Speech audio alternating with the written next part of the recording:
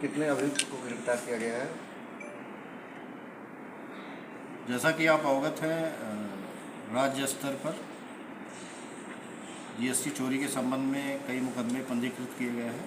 मुख्यालय पुलिस महानिदेशक उत्तर प्रदेश द्वारा भी इस संबंध में लगातार मॉनिटरिंग की जा रही है। इसके लिए जीएसटी की अभियोगों की विवेचना के लिए एक एसआईटी गठित की गई है।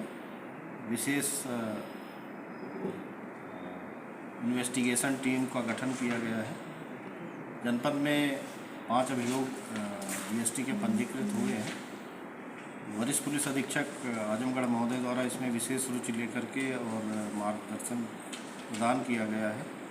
तो एक मुकदमा जो थाना कंधरापुर में पंजीकृत कराया गया था जीएसटी के अधिकारी द्वारा, उसमें अब तक 4 लोगों को गिरफ्तार किया गया है। 3 लोग पूर्व में गिरफ्तार किए जा चुके हैं और एक व्यक्ति जिनका नाम राजेश कुमार है, इनको कल मोतिहारी बिहार से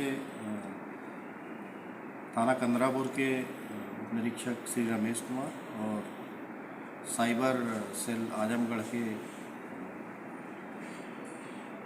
मुख्य आरक्षी ओम प्रकाश जायसवाल और आरक्षी राहुल सिंह और उसके अलावा जो कंधरापुर पुलिस के मुख्य आरक्षी गोरखनाथ यादव और विनय कुमार यादव द्वारा पकड़ करके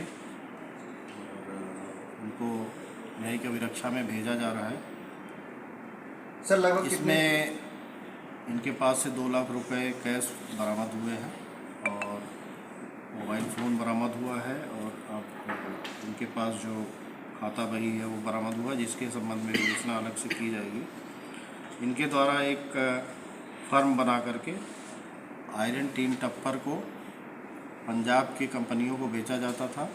उसके लिए ये लोग फर्जी ई-वे बिल का प्रयोग करते थे, फर्जी कंपनियों का विक्रेता बनाते थे कि बेचने वाली कंपनी उसका कोई अस्तित्व नहीं होता है और जो खरीदने वाली कंपनी है उसका भी कोई अस्तित्व नहीं है। केवल मार्ग में परिवहन के लिए एक बिल बनाते थे और वो बिल पूर्णतया फर्जी होता था। तो इस संबंध में इसको गिरफ्तार किया गया है और आगे की विवेचना की जाएगी। और एक अभियोग जो इसका मेन मालिक है मधुसूदन जायसवाल, इसको अभी ये मौका पा करके भीड़ का जो है सहारा लेकर के भाग गया है। इसको भी हम लोग वांछित अभियुक्त बना करके इसको जल्दी ही गिरफ्तार करेंगे। पूर्व में जो अभियुक्त गिरफ्तार हुआ है उसमें एक अविराज शर्मा है, जिसके मोबाइल फ़ोन से सारी कंपनियों को बनाया गया था और 2 अन्य व्यक्ति गिरफ्तार किए गए थे। क्या इस गिरोह में सर और भी लोग शामिल हैं?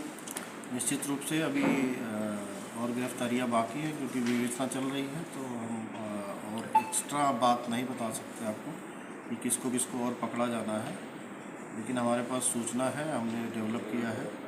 इसके अलावा जो 4 अन्य मुकदमे हैं उनमें भी जो फर्जीवाड़ा हुआ है उनको भी हम शीघ्र ही पकड़ करके और न्यायिक अभिरक्षा में भेजेंगे, सब आपके समक्ष प्रस्तुत करेंगे। और इस पूरे गठजोड़ को एक आपराधिक सिंडिकेट की तरह चलाया जा रहा है। इसमें राजस्व की चोरी की जा रही थी और इसमें कठोर कार्रवाई हेतु निर्देशित किया गया था। पूरी टीम को उन्होंने रात दिन काम किया है। इसके लिए वरिष्ठ पुलिस अधीक्षक महोदय द्वारा 25,000 रुपये का पुरस्कार देने की घोषणा की गई है और प्रशस्ति पत्र भी इनको दिया जाएगा। सर, एक इसमें सवाल ये है कि जिस तरीके से बता रहे हैं जीएसटी की बिल सवाल, तो कोई भी रजिस्ट्रेशन जब तक नहीं उसका पैन नंबर या उसके आईडी नंबर नहीं डाली जाती तब OTP आती है। OTP बाद कोई भुगतान होता है, उसका समय सीमा होती है। क्या इस सब चीज़ों पर आपने जाँच किया?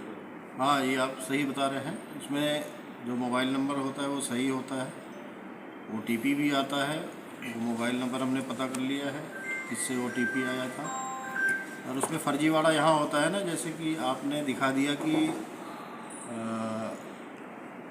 किसी व्यक्ति जिसका नाम X है उसके घर पे एक कंपनी चल रही है, फिर उसका किरायानामा बनाया, फिर उसका उन्होंने बिजली का बिल बनाया, फिर उसके आधार पे डॉक्यूमेंट के आधार पे आपने रजिस्ट्रेशन करा लिया।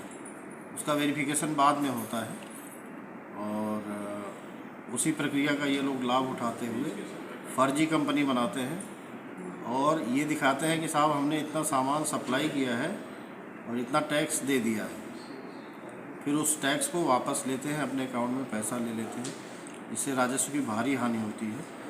इसलिए हम लोग कठोरतम कार्रवाई कर रहे हैं और अब तक 4 लोगों को गिरफ्तार किया गया है। ये प्रक्रिया लगातार जारी रहेगी और पूरे गठजोड़ का नारा किया जाएगा। ठीक सर, एक तो उसके कल वाले एक्शन को चलिए अमर हाँ